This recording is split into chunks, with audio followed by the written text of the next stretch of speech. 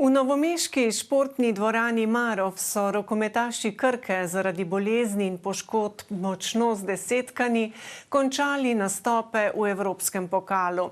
Na povratni tekmi četrtfinala so pred številnimi navijači izgubili z grškim Olympiakosom z 19:25. Grki so bili boljši že na prvi tekmi z 31:26, tudi tokrat pa pravega dvoma o potniku v polfinale ni bilo, saj so imeli gostje vse skozi tekmo pod nadzorom. Definitivno smo razočarani po taki tekmi.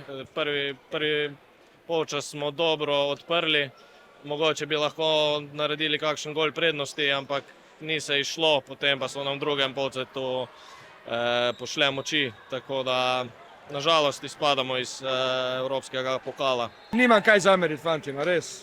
Dali su, pustili su dobesedno srce na igrišču i res sam ponosan na njih za vse kaj su naredili u Evropi to sezonu.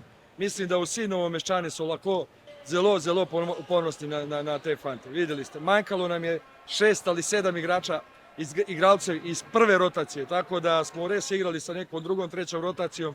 Krkaše že ta konec tedna čaka še eden od vrhuncev rokometne sezone, se bodo v Trebnjem igrali na zaključnem turnirju četverice v pokalu. V polfinalu jih čaka tekma z ekipo Slovenj Gradca.